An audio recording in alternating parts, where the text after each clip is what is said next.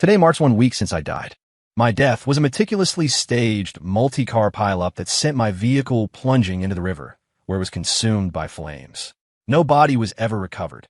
The funeral was a grand, dignified affair. The city's business elite turned out in droves, and the wreaths piled up like mountains of snow. My massive black and white portrait hung in the center of the hall. In it, I'm in a tailored suit, the corner of my mouth turned up in a faint, knowing smirk, as if mocking the whole world.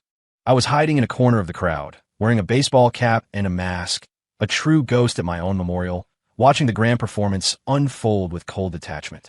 The guests wore expressions of perfectly measured grief. My business partners lamented the loss of a great talent while mentally carving up the empire I'd left behind. And then there was my ex-wife, Eleanor Hayes, standing at the very front in a black floor-length dress. She wasn't crying. Her face, a study in cool, exquisite beauty, was as expressionless as ever.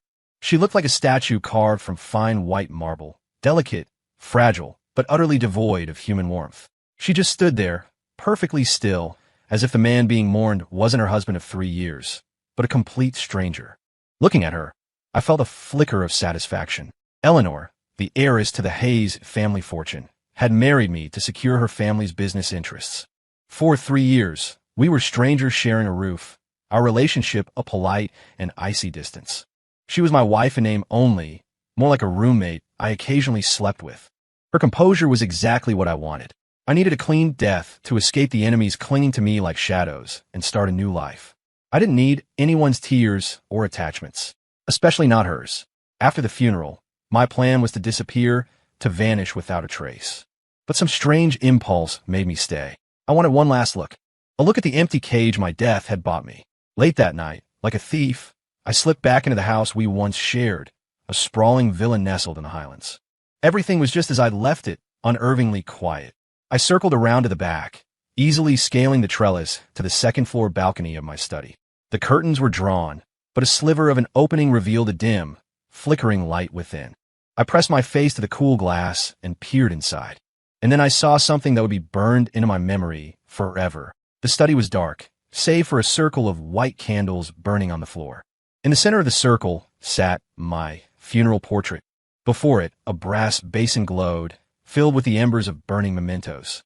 A makeshift, eerie shrine. Kneeling before it was Eleanor. She had changed out of her black dress and was wearing only a loose, white silk robe. Her long hair was down, her feet were bare. The aloof, untouchable aura she usually carried was gone, replaced by a breathtaking vulnerability. Piece by piece, she fed slips of paper into the basin, her lips moving silently. I held my breath, assuming she was praying for me. But her next action made the blood freeze in my veins. She stood and dragged a large cardboard box from the corner. When she opened it, I saw that it was filled to the brim with black stockings. Every brand, every style imaginable. Lace, fishnet, garter stockings. All of them high-end luxury items. Each pair worth a small fortune. I was stunned. I remembered telling her, more than once, how much I loved seeing her in them. And every time, she would just give me a cold, withering look as if I were some kind of pervert and walk away. But now, she pulled out a brand new pair, adorned with delicate Chantilly lace, and stared at them with a haunting intensity. Then she did something that made my skin crawl. Without a moment's hesitation, she tossed the expensive stockings into the burning basin. Ethan. Her voice was raw, raspy like sandpaper, and laced with a sick, obsessive desperation. You always liked to see me in these, didn't you? The flames shot up, instantly consuming the fragile fabric and releasing a sharp, acrid smell. I'm burning them for you. She took out another pair and threw it in. Come back. The firelight danced across her face, illuminating an expression that was almost demonic. It wasn't sadness or anger, but a bottomless, unyielding madness. Her eyes were tearless, just a scorched, crimson-red desert. She knelt there, mechanically repeating the same motion. Opening a new box, stroking the silk for a moment with a lover's touch, and then resolutely casting it into the fire. Box after box. The very things I had once begged her to wear, the desires she had scorned as my vulgar fantasies, were now being offered up as a sacrifice before my eyes, turning to ash. My mind went blank. An invisible hand clenched around my heart, squeezing until I could hardly breathe. What the hell was this? A belated show of affection, or some twisted form of revenge for my death? I couldn't make sense of it. The Eleanor I knew was always composed, controlled, a walking iceberg. Our marriage had been a calculated business transaction. We had a prenuptial agreement, separate finances, no questions about our private lives. Outside of the necessary public appearances as a loving couple, we barely exchanged 10 sentences a day. I had assumed she felt the same way I did. Nothing. That my death would, after a brief moment of shock, be a relief to her. But who was this woman before me? This woman who set up a shrine for me in the dead of night and frantically burned a fortune in black stockings? The flames in the basin grew higher, the heat in the room becoming unbearable. The smell of burnt silk mingled with expensive perfume, creating a decadent, desperate miasma. I clung to the window frame, a voyeur nailed to the spot, unable to move forward or back. I saw beads of sweat form on her forehead, her face flushed an unnatural red from the heat and emotional turmoil. Her lips were chapped, but she kept whispering. "You bastard. Ethan, you goddamn bastard. You love my legs so much, didn't you? I told you. No one else would ever see them. Now I'm burning them for you. Why don't you come back and look?" Her voice grew fainter, cracking with sobs that never came. The sheer, repressed agony was more heart-wrenching than any wail. I suddenly remembered something. Our first wedding anniversary. I had cleared my schedule, bought a huge bouquet of roses, and booked a table at her favorite restaurant. I thought even a business arrangement deserved a little ceremony. That night, half joking, I'd said to her, "Eleanor, you look beautiful tonight. You'd be perfect if you wore those stockings I gave you." They were a limited edition pair I'd had flown in from Paris. What had she said? She hadn't even glanced at the exquisite gift box. She just said flatly, "Ethan, I'm not one of your disposable playthings. Put that away. It's cheap." Her words had extinguished every spark of warmth and hope I'd felt. After that, I never asked again. I thought she despised me, found me vulgar, but now, among the stockings she was burning, was that very same limited edition pair I'd given her, the one she tossed aside like trash. Why? My mind was a chaotic mess. Question after question coiled around me like strangling vines. Finally, the last box was empty. The fire in the basin began to die down, leaving behind a pile of black, twisted ash. Eleanor knelt before it, looking as if all her strength had been drained away. Her head was bowed, her long hair obscuring her face. The world fell silent. I thought the bizarre ritual was finally over. But in the next second, she did something that sent a chill down my spine. She laughed. It wasn't a laugh of relief or release. It was a low, guttural sound that seemed to crawl up from the depths of her throat, filled with an endless, desolate despair. He. In the dead of night, the sound was piercing, terrifying. As she laughed, her body began to tremble uncontrollably. Then, she fell backward, stiff as a board. Thump! The back of her head hit the cold hardwood floor with a sickening crack. But she didn't seem to feel it. She just lay there, her empty eyes staring at the ceiling, still laughing like a madwoman. She'd lost her mind. She'd actually gone insane. I couldn't take it anymore. I slammed my fist against the cold glass. My perfect fake death, the new life of freedom I craved. In that instant, it was all shattered by this woman's madness. I couldn't escape. Not until she was either truly insane or until I found out the truth behind all of this. I wasn't going anywhere. The moment Eleanor collapsed, my first instinct was to smash the window and rush in. But reason held me back at the last second. I was a dead man. If I appeared now, my entire plan would be ruined. The jackals lurking in the shadows would immediately smell blood and pounce. And then it wouldn't just be me in danger. Eleanor would be dragged into it, too. I clenched my fists, digging my nails into my palms, using the pain to stay lucid. I couldn't go in. I watched, helpless, as Eleanor lay on the floor for a full 10 minutes. Her laughter slowly died down, replaced by soft, choked whimpers. She hadn't passed out. She was just exhausted. Finally, she struggled to her feet. She didn't touch the back of her head, didn't even glance at the pile of black ash. Like a sleepwalker, she drifted unsteadily out of the study. I saw her go into the bedroom, and then the light went out. Everything returned to a dead silence, as if the frenzied sacrifice had been nothing more than a grotesque dream. But I stood on that balcony all night. The wind was cold, chilling me to the bone, but it couldn't cool the feverish chaos in my mind. Eleanor's reaction was completely beyond my comprehension. I thought our marriage was a transaction. Now that I was dead, the deal was off. She should have been relieved. So why was she mourning me in such an extreme way?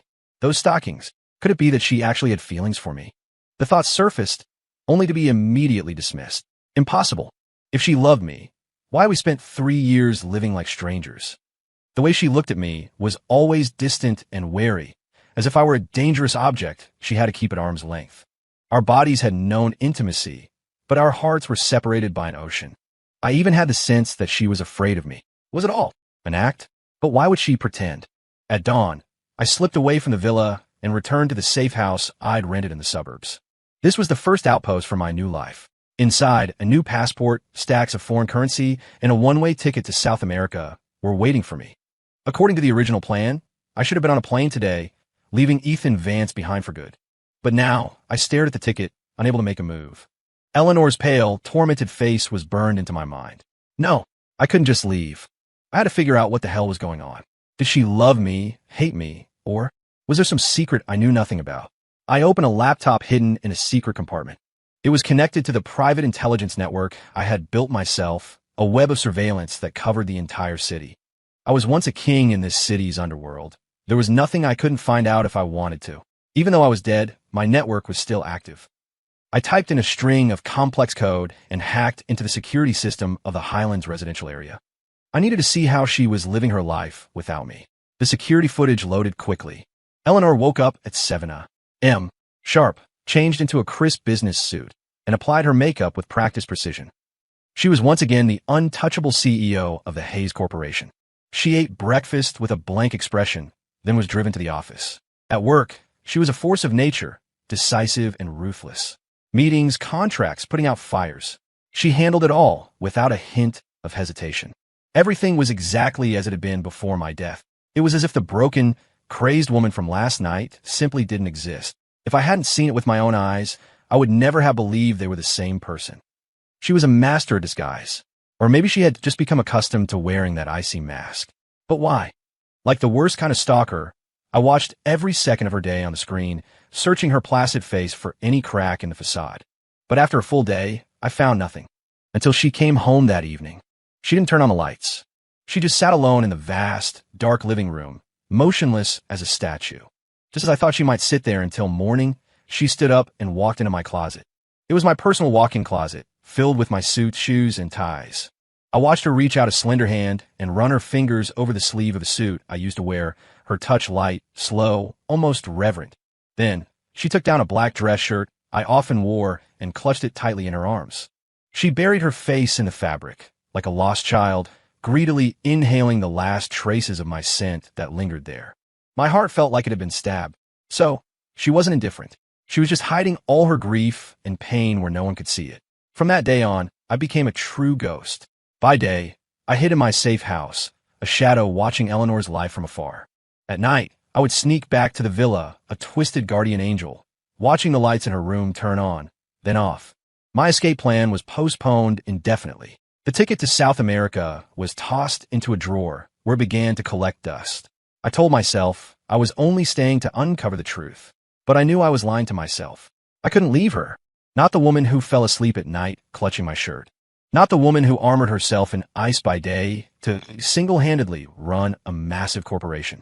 I was discovering that after 3 years of marriage, I knew nothing about my wife. I started digging into her life with a feverish intensity. Her past, her friends, her habits, even every private expenditure. The more I found, the more unsettled I became. Eleanor's life was as clean as a blank sheet of paper. Outside of work, she had no social life. No best friends, no confidants, not even a casual male acquaintance. Her world seemed to consist only of the office and that cold, empty house. It wasn't normal. How could an heiress like her not have a single close friend to talk to? Following a hunch, I dug up her old university records. The girl from that time was a completely different person. In the photos, she had bangs and 2 small dimples when she smiled, bright as the morning sun. She was always surrounded by friends. One girl in particular was always by her side, inseparable. Her name was Chloe Davis. But in their final year of university, Chloe died in an accident. And from that day on, Eleanor's personality changed completely. She cut her long hair, erased her smiles, and became quiet and withdrawn, keeping everyone at a distance. Looking at Chloe's picture, I felt a nagging sense of familiarity. Suddenly, a detail I had long overlooked clicked into place. Eleanor had a quirk. She never wore anything with lace. Not lingerie, not dresses. I had always assumed it was just her minimalist style. But I remembered clearly, In her university photos, she was wearing a beautiful lace dress. And Chloe, I zoomed in on a photo of them together. On Chloe's wrist was a delicate lace bracelet. A wild idea sparked in my mind. I immediately used all my resources to investigate the truth behind that accident years ago. The official police report was simple. Chloe Davis was speeding on a rainy night, lost control, and drove off a cliff. Car destroyed, driver killed on impact. But as I dug deeper, I uncovered a hidden story. The car belonged to Eleanor. The person who was supposed to be in that car that night wasn't Chloe. It was Eleanor.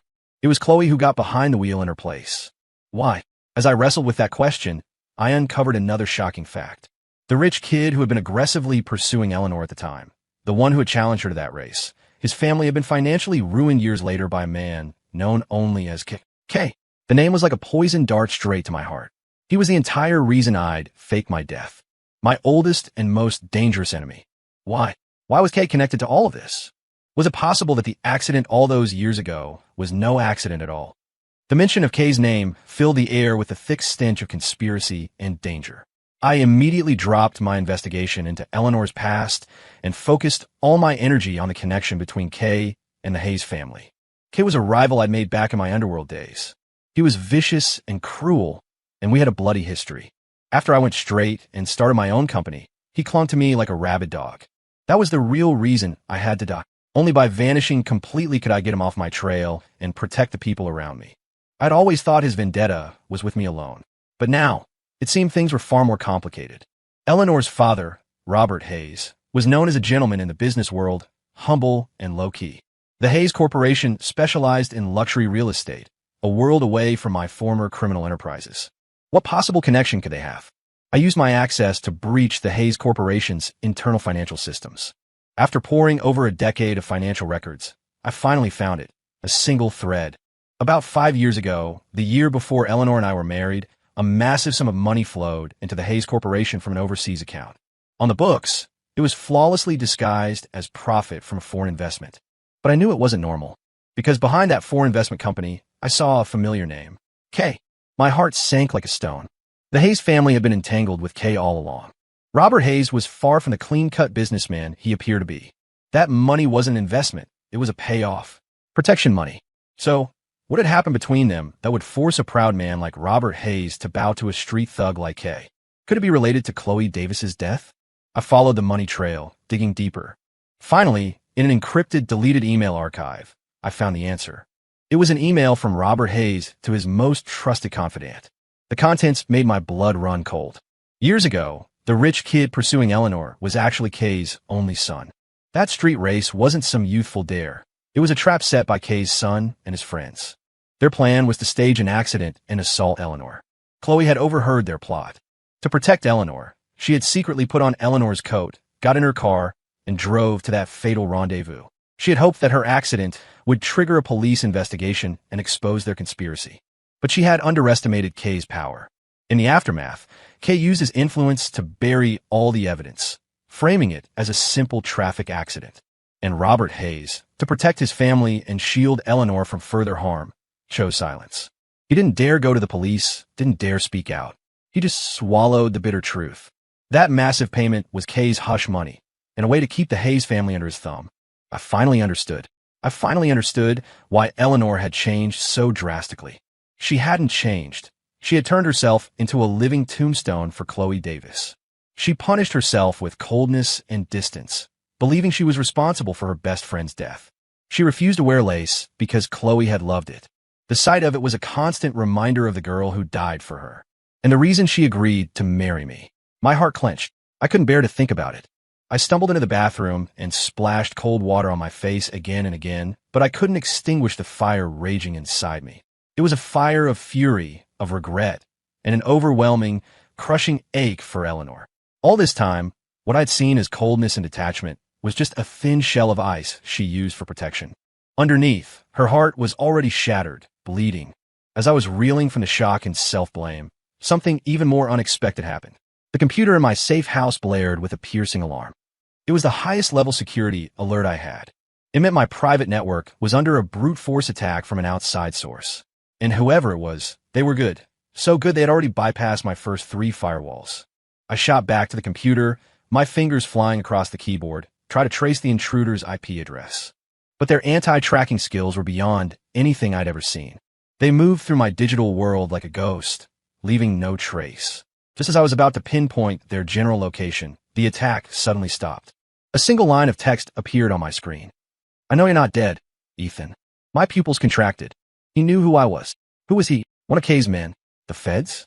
Before I could react, a second line appeared. "If you want to protect Eleanor, be at the abandoned West Side docks. Friday, 10 p.m. Come alone." And then every trace of the intrusion vanished, wiped clean. It was as if it had never happened. I sat frozen in my chair, my back soaked with cold sweat. It was a trap. A blatant trap set just for me. The intruder not only knew I was alive, but he also knew my greatest weakness, Eleanor. Should I go? My mind screamed that it was a suicide mission, that if I showed up, there would be no turning back. But those words, "if you want to protect Eleanor," echoed in my head like a curse. After what I had just learned, I knew the relationship between her family and Kay was a ticking time bomb. With me dead, her greatest protection was gone. Kay could make a move on the Hayes family at any moment. And Eleanor would be first in the line of fire. I couldn't go. I had to go. The next 2 days were torture. I doubled the clandestine security around Eleanor, assigning my most trusted men to watch her 24/7. At the same time, I desperately tried to identify the mysterious hacker. But it was useless. Their skills were flawless. They had appeared from nowhere and vanished just as completely. Friday night arrived all too soon. I decided to go. I changed into a black tracksuit, pulled on a cap and a mask, and melted into the darkness. I tucked a combat knife into the back of my waistband and strapped a micro-compact pistol to my ankle. I wasn't going there to die. I was going to slay a dragon. The abandoned docks were dead silent. The sea breeze carried the scent of salt and rust. As instructed, I walked alone to the end of the pier. A figure was already there, his back to me. He wore a long black trench coat, his tall frame radiating an aura of intense pressure, even from behind. "You came." He turned around. The moment I saw his face, I felt like I'd been struck by lightning. It was him. Standing before me wasn't Kay or any of my old enemies. It was someone I never would have dreamed of. Eleanor's psychologist, Dr. Liam Davis. The mild-mannered man with the gold-rimmed glasses who always had a gentle smile on his face. Surprised? Liam pushed his glasses up his nose. In the cold moonlight, his eyes, hidden behind the lenses, glinted with a sharp, wolf-like intelligence that was completely at odds with his scholarly appearance. "You," I managed, forcing the word past the shock lodged in my throat. "Me," he admitted, his tone matter-of-fact. "Who the hell are you? What do you want?" I tightened my grip on the knife hidden behind my back, every muscle in my body tensed. A psychologist who could hack my systems and knew Eleanor's importance was no ordinary doctor. "Relax, Ethan." Liam seemed to see right through me. He raised his hands, showing they were empty. "If I wanted you dead, you'd already be a corpse." His voice held an unnerving confidence. "I asked you here tonight to propose a deal." "What kind of deal?" "I know you want to take down Kay. So do I." A flash of profound hatred crossed Liam's face. "We can work together. Why should I trust you?" I sneered. "Because of this." Liam pulled something from his pocket and tossed it to me. I caught it instinctively. In the moonlight, my eyes widened. It was a lace bracelet, identical to the one Chloe Davis wore in the photograph. You're. "I'm Chloe's brother," he said, each word heavy with repressed pain. If I hadn't been studying abroad back then, if I had been here with her, she wouldn't have died. I was completely floored. No wonder he knew so much. No wonder he had gotten close to Eleanor, becoming her psychologist. This was all part of a revenge plot that had been years in the making. "Does Eleanor know who you are?" I asked, my voice strained. "No." Liam shook his head. "And she can't. She's suffered enough. This dirty work is for me to handle." I looked at him, a man who was silently protecting the two most important women in his life in his own quiet way. "How do we do this?" "Simple." Liam's gaze sharpened again. "You work from the shadows, I'll work in the light.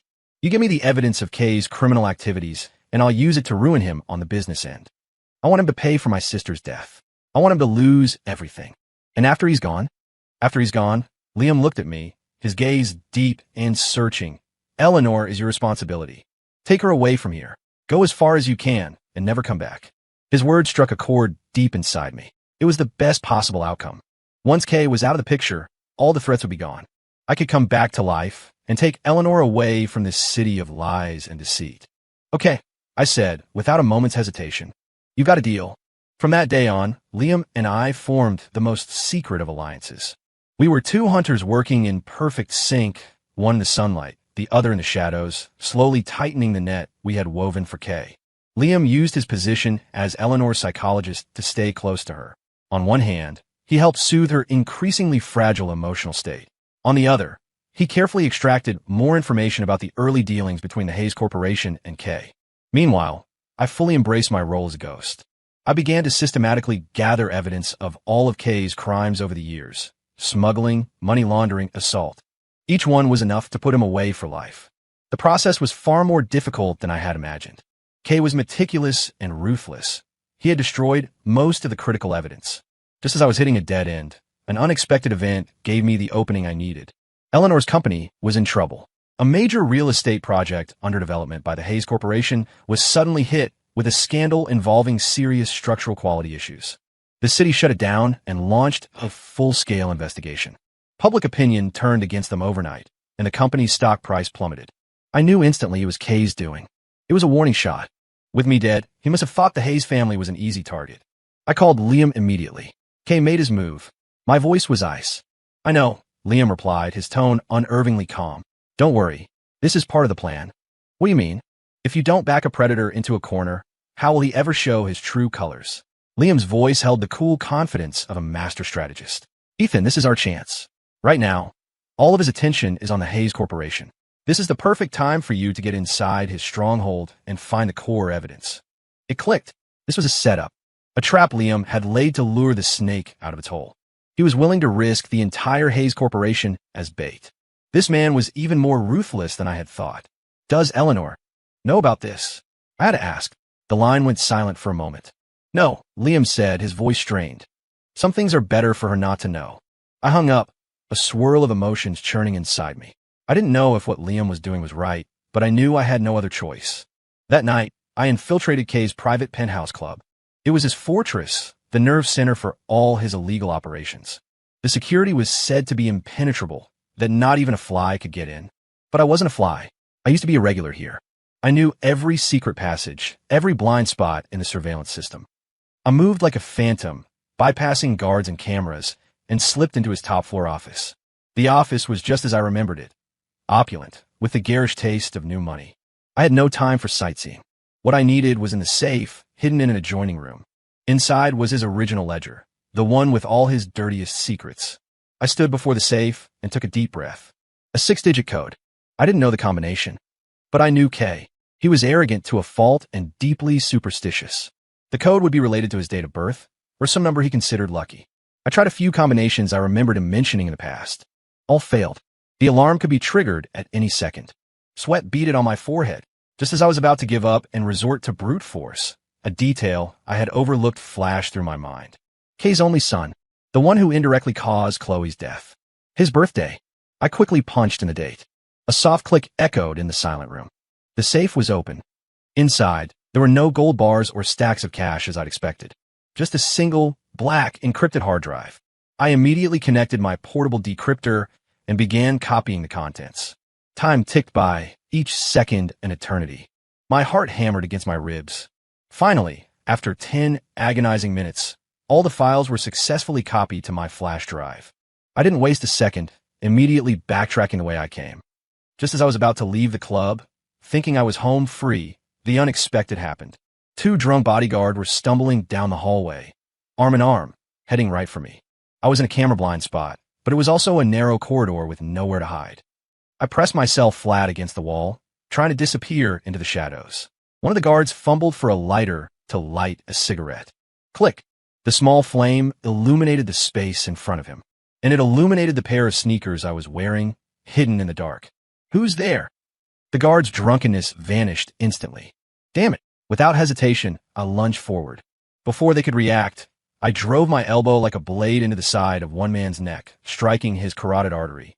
He went down without a sound. The other guard's eyes went wide with terror. He opened his mouth to shout. I closed the distance, clamping my left hand over his mouth while my right pressed the cold steel of my knife against his throat. The icy blade silenced the scream before it could begin. "Not a sound if you want to live," I hissed, my voice low and menacing. He trembled violently, nodding his head in frantic agreement.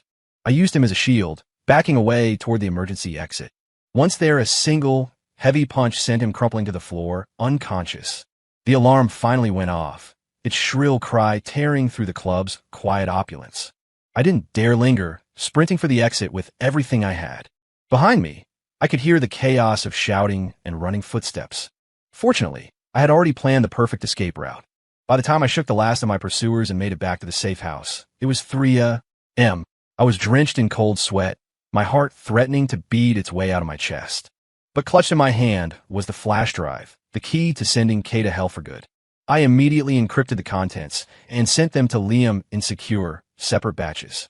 Only after it was done did I finally let out a breath, collapsing into a chair in sheer exhaustion. I didn't leave the safe house for the next few days. I knew Kay would be losing his mind. He would never have imagined someone could steal his most damning secrets from right under his nose. He'd be hunting for me like a mad dog. All I had to do was wait. Wait for Liam's signal. Wait for the net to close. 3 days later, Liam called. "It's done," he said, his voice thick with suppressed excitement. All the evidence was delivered to a federal task force through a secure channel. They launched the operation this morning. They're rounding everyone up as we speak. What about Kay? He tried to make a run for it, but they caught him at the airport, Liam said, a note of triumph in his voice. "It's over, Ethan. We won. We won." Hearing those words, I felt surprisingly little elation. All I felt was tired.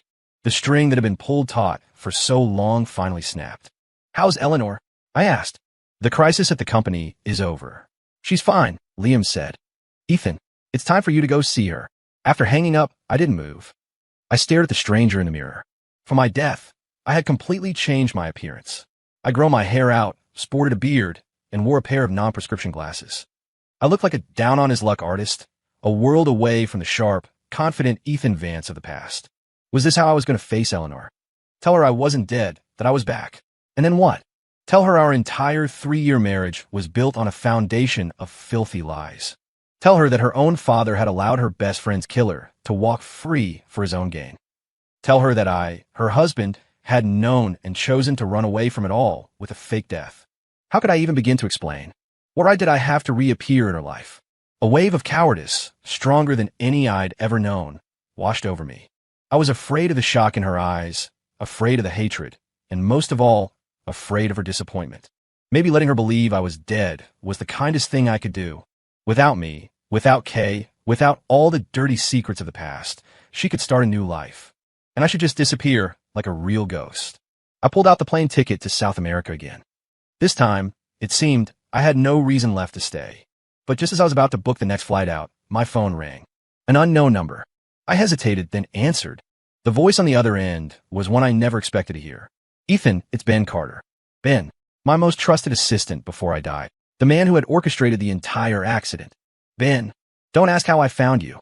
Ben's voice was frantic. "You have to get out of there. Go now as far as you can. It's Kay. He escaped." "What?" I shot up from my chair. "Escaped? How is that possible? He was in federal custody. It was Robert Hayes, Eleanor's father." Ben's voice was choked with fury. "I don't know how, but he pulled some strings, bribed someone, and got Kay out. They're on a private yacht right now. They've already headed out to sea." My mind went numb. Robert Hayes.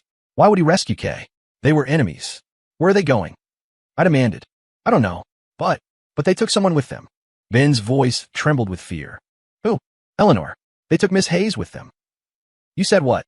I felt all the blood in my body rush to my head. Robert Hayes and Kay had kidnapped Eleanor together? What the hell was going on? "It's true."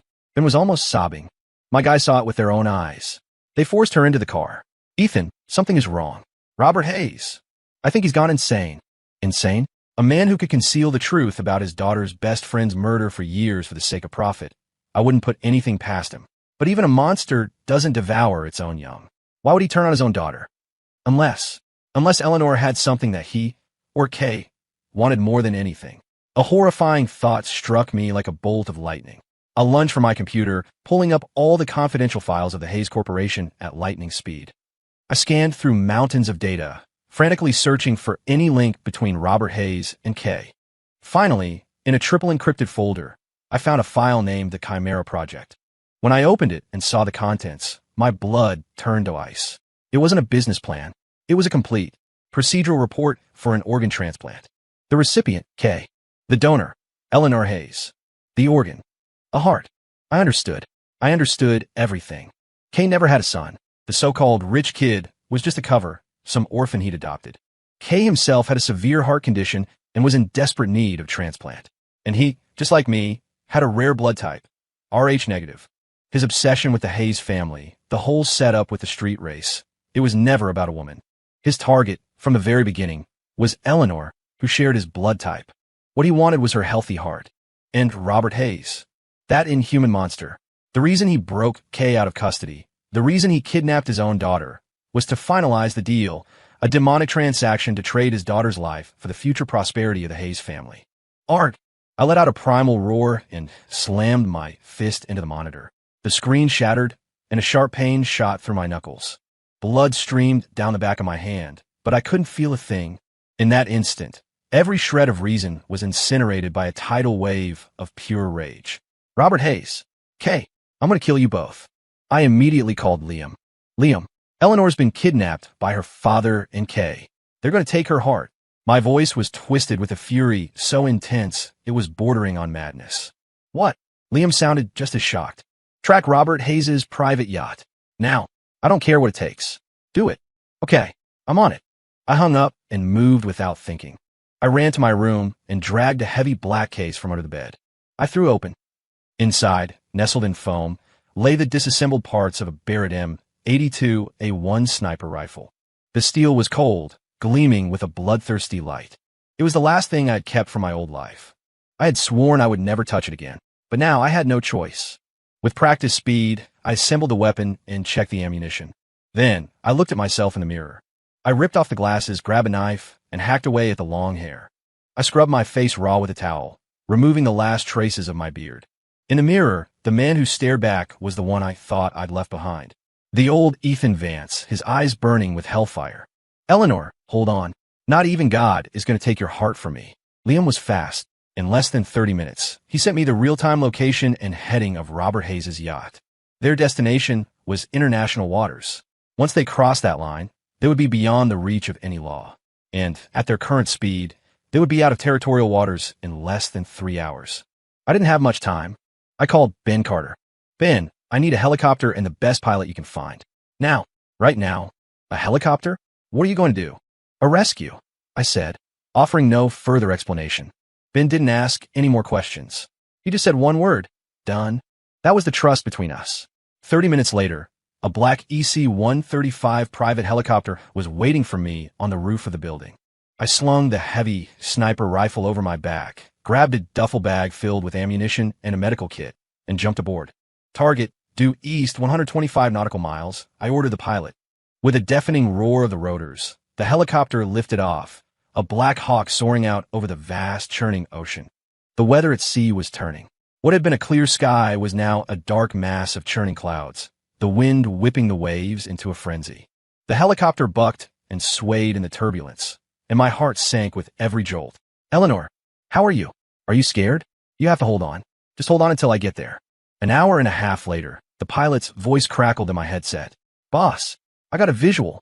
7 o'clock, down below. I leaned out, my eyes scanning the tumultuous waves. There it was, a sleek white yacht, cutting through the swells, making a desperate run for the open sea. That's it. Get closer. Maintain an altitude of 300 feet. I ordered. Boss, the wind's too strong. It's too dangerous at that height. Follow the order. The pilot said no more and began to descend. I slid the cabin door open, clipped my harness to a safety line, and set up the Barrett. Through the 8-power scope, I locked onto the yacht's deck. 2 armed guards stood there, nervously scanning the horizon. Kay and Robert Hayes were nowhere in sight. They had to be in the cabin. With Eleanor. I couldn't wait any longer. I took a deep breath and centered the crosshairs on one of the guards' foreheads. The wind was howling. The waves were crashing. The helicopter was shaking violently. But my hands were steady as rock. Goodbye, Ethan Vance, the man who went straight. Hello, demon from the depths of hell. Thwomp. The heavy report of the rifle was swallowed by the wind and the roar of the rotors. 1,000 yards away, a red mist erupted from the guard's head on the yacht's deck. He collapsed without a sound. The second guard froze, stunned. Before he could even process what had happened, a second bullet tore through his heart. With the deck clear, I gave the pilot my next command. Get me directly over the yacht. I'm going down. Boss, That's insane, the pilot yelled into the headset. In this weather, rappelling from a bucking helicopter to a pitching yacht was a suicide mission. No more talk. I unclipped my harness, grabbed the rope, and watched the rhythm of the yacht rising and falling on the waves. I timed it perfectly and leaped. The wind roared in my ears, the feeling of freefall nearly suffocating me. I hit the wet, slippery deck with a bone-jarring impact, stumbling and nearly falling. I didn't hesitate, rolling behind a deck winch for cover. In that same instant, the cabin door burst open and several men with submachine guns sprayed the spot where I had landed with automatic fire. Bullets ricocheted off the deck, sending sparks flying. Hidden behind cover, I calmly swapped a rifle for my pistol. Then I popped out, aimed, and fired 3 rounds into the chest of the closest gunman. Every shot hit its mark. He crumpled to the deck. The sound of gunfire ignited a brutal, close-quarters battle on the open sea. They had numbers and superior firepower. I had a single pistol, but I was Ethan Vance. I was born in the crucible of firefights and violence. Using the terrain and my own hyper-fast reflexes, I moved across the deck like a phantom, engaging them in a deadly dance. Every dodge, every shot was executed with the cold precision of a killing machine. 5 minutes later, no one on the deck was left standing. The thick smell of blood mingled with the salt of the sea spray. I kicked open the cabin door and charged inside. The cabin was brightly lit. A makeshift operating table had been set up. A doctor in a white coat was preparing surgical instruments, his hands shaking with fear. Next to the table, Kay was lying weakly on a gurney, hooked up to a host of medical monitors. And Robert Hayes was holding a pistol to the temple of a woman tied to a chair. Eleanor. Her mouth was sealed with duct tape. Her hair was a mess, her face as white as a sheet. But her eyes were fixed on Robert Hayes, burning with a look not of fear, but of infinite disappointment and pure, undiluted hatred. The moment she saw me, she froze. Her beautiful eyes filled with disbelief. Van. Robert Hayes followed her gaze and turned. When he saw my face, my real face, the terror on his was more profound than if he'd seen a ghost. You're supposed to be dead. Sorry to disappoint you, I said, walking toward him, my own gun leveled squarely at his forehead. You dare touch my wife's heart? My voice was devoid of all emotion, cold as the grave. Don't come any closer. Robert stammered, backing away. One more step, and I'll kill her. He pressed the muzzle of the gun harder against Eleanor's temple. But Eleanor showed no fear. She just looked at me, silent tears streaming down her face. Those tears were like molten lava, scalding my soul. Put the gun down, Robert, I said, stopping. It's not too late to walk away from this. It's too late. It's all too late, he screamed, his sanity clearly unraveling. I invested everything with Mr. K. Once the surgery is a success, the Hayes family will control the largest medical conglomerate in Southeast Asia. I can't lose. I won't lose. So you'll trade your own daughter's life for your fortune? I stared at him, realizing the creature before me was no longer a man. He was a monster. She owes me. She owes the Hayes family. Robert shrieked. If it wasn't for her wanting revenge for that dead friend of hers, would I be in this position? Would I have had to bow down to Kay? We gave her life. It's time she paid it back. His words made Eleanor squeeze her eyes shut. 2 more tears traced paths down her pale cheeks. My heart sank with them into a dark abyss. Let her go, I said. My voice was calm now, but it was a calm more terrifying than any rage, the dead silence before a hurricane. In your dreams. Robert was on the verge of a complete breakdown. Ethan, I know you're fast, but are you faster than a bullet? You can try to find out, I said, and then slowly I lowered my pistol. It fell to the floor with a loud clatter. Robert froze. Eleanor's eyes flew open, and she looked at me in horror, shaking her head frantically. I said, let her go. I repeated, your target is me. It was always me. She has nothing to do with this. You let her go, and my life is yours. Ethan, Kay suddenly spoke from the gurney, his voice weak and raspy. Stop talking to him. Just kill him. Now. Robert hesitated, his eyes darting between me and Eleanor. I knew he was gambling, trying to gauge just how much she meant to me. And I was gambling, too. I was betting that somewhere in his black, corrupted heart, there was still a shred of humanity left for his daughter. We stood in a standoff, time seeming to stop. The only sounds were the waves crashing against the hull and Kay's ragged, labored breathing. Finally, Robert moved. The gun at Eleanor's temple slowly lowered. He had lost his bet. Or maybe I had won mine. But just as a wave of relief washed over me, just as I was about to move forward, everything changed. Kay, lying on the gurney, had somehow produced a tiny Derringer pistol from under his blanket. His target wasn't me, nor was it Robert Hayes. It was Eleanor. He knew if she died, his new heart was gone. He was a dead man either way, and he was going to take everyone down with him. Look out! I roared, launching myself toward Eleanor without a second thought. In that same instant, bang, bang, 2 gunshots exploded in the cabin, one right after the other. The first was Kay's. The second was mine. The moment he fired, I'd scooped my own gun from the floor and put a bullet right through his heart. Then, an agony like a white-hot sledgehammer slammed into my back. A searing pain shot through my entire body. I used the last of my strength to pull Eleanor into my arms, shielding her with my own body. I could smell the familiar, cool fragrance of her hair. It's okay. This time, I finally got to hold you. My vision blurred. As I slipped into darkness, the last thing I heard was Eleanor's heart-shattering scream.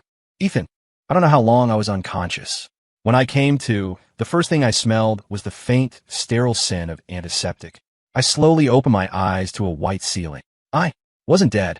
I wiggled my fingers and felt the 4 line in my hand. I turned my head and saw a tear-stained, exhausted face. It was Eleanor. She was asleep, slumped over in a chair by my bed. Her hand was clutching mine tightly. Sunlight streamed through the window, catching in her long eyelashes and casting a golden halo around her. She had lost so much weight. Looking at her, my heart filled with an indescribable ache and a profound tenderness. I tried to move the hand she was holding. She woke instantly. When she saw my eyes were open, she froze. Her own beautiful eyes were first filled with confusion, then disbelief, and finally, a tidal wave of overwhelming joy. You're awake. Her voice was hoarse and thick with emotion. I managed a weak smile. Yeah. The next second, she lost all control, collapsing against my chest and sobbing uncontrollably. Her cries were filled with terror, with pain, and with the precious relief of getting something back from the brink of oblivion. Her hot tears soaked through my hospital gown, scalding my heart. I tried to raise my arm to hold her, but a jolt of pain from the wound in my back made me gasp. Don't move. She sat up immediately, wiping her tears as she anxiously checked my bandages, treating me like I was made of fragile porcelain.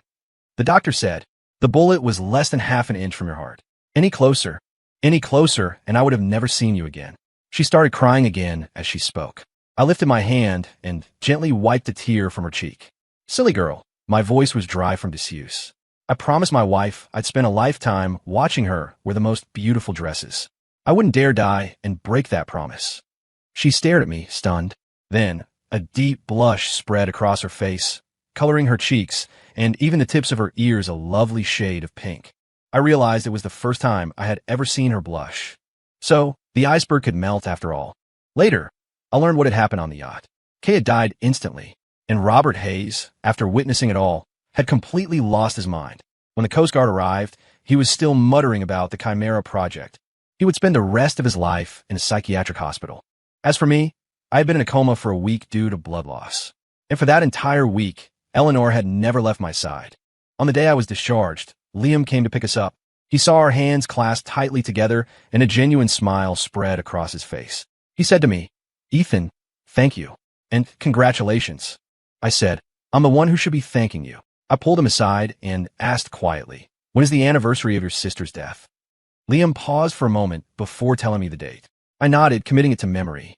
I owed that girl a long overdue apology. We returned to our villa in the Highlands. Everything was the same as before. But this time, my heart wasn't filled with the urge to escape, but with the profound, grounding feeling of being home. That evening, after I showered and went to the bedroom, I found Eleanor standing by the floor-to-ceiling windows. She was wearing something I had never seen before, a black lace negligee. She looked a little uncomfortable, the moonlight tracing the exquisite curves of her body. She was breathtaking. When she saw me, she blushed again. You always liked to see me in these, didn't you? She asked, looking down, her voice as soft as a whisper. I walked up behind her and gently wrapped my arms around her waist. I buried my face in the crook of her neck, inhaling the scent of her that had become my peace. Yes, I whispered, kissing her earlobe, my voice growing husky. Always, for my whole life. Outside, the moon was like liquid silver. But in my world, the iceberg had melted. It was finally spring.